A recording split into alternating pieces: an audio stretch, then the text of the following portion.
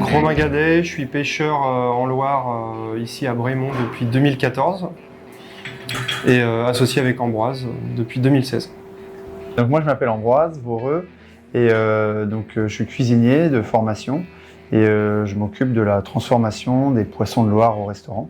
Tout ce qui vient après la pêche, je dirais, après le travail de Romain. Ah, il remarque. Ah oui, alors je suis venu à la pêche par passion en fait, par passion de la pêche amateur au départ. Et puis après, j'ai fait des études dans le domaine de l'écologie des milieux aquatiques. Et après, je voulais être vraiment en contact avec le terrain, avec la nature, et notamment avec la Loire, surtout avec la Loire. Bon, le mulet, c'est un poisson qui est très intéressant parce qu'il n'y a pas d'arrêt. En fait, à travailler derrière, c'est vachement bien, on peut faire plein de choses. Marcelin, il a pêché une grenade. C'est assez insolite.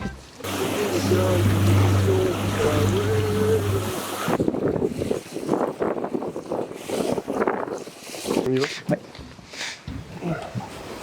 Attends, faut que je ferme le bac à vif.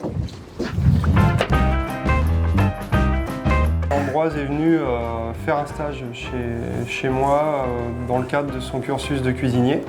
Il avait un stage à faire chez un producteur. Et comme il était passionné de pêche, voilà, il est venu chez moi. Et puis c'était un moment où je voulais déjà créer quelque chose autour de la restauration.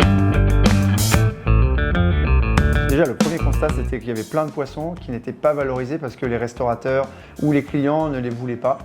Et c'était la grande majorité de la pêche de Romain. Barbeau, chevenne, aspe, gardon, voilà. Donc déjà, ceux-là, il a fallu les valoriser. Mais après, dans la valorisation, il a fallu travailler l'entièreté du poisson. Et c'est là que sont nés les produits de la boutique tels que la soupe de poisson avec les carcasses. Mais il restait tout le reste, les têtes, les viscères, les nageoires. Et c'est là qu'est né le garum, qui permet de valoriser la totalité de la pêche et la totalité du poisson. C'est pas nous qui avons inventé le garum. Hein. Nous, on n'a fait que reproduire ça avec les poissons de Loire. Quoi, tu peux mettre une brème.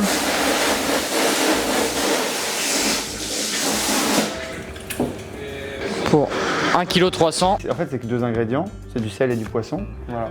Mais le process, le conditionnement, et puis mine de rien, il y a aussi tout un travail de validation auprès des services vétérinaires, est-ce que ce produit il est stable dans le temps, toutes ces choses-là qui font que c'est beaucoup de boulot avec deux ingrédients finalement. Aujourd'hui, on est très fiers de pouvoir de dire que c'est un produit à base de nos poissons, qui étaient à la base des déchets, qui sont maintenant valorisés, et qui sont, en plus de ça, ils ont une valeur gastronomique qui est très haute, quoi. C'est très bon.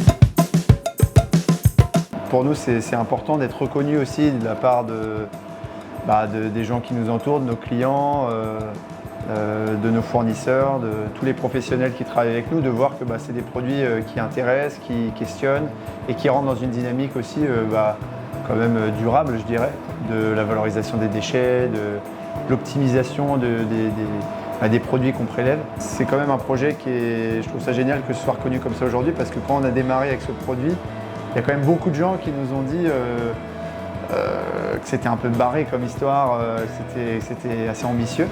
Donc aujourd'hui, je trouve que c'est un peu une consécration quand même de se dire que voilà, ça intéresse, qu'on en reçoit même des prix, c'est assez valorisant, quoi. En fait, on va l'utiliser pour assaisonner principalement, donc en petite quantité. Hein. Un flacon comme ça, pour un particulier, ça peut faire 1 an, je pense, ça dépend de la consommation, mais voilà. On pourrait très bien mariner un poisson avec, une grillade de poisson, c'est super. Un beurre blanc, vous l'assaisonnez avec ça, c'est génial.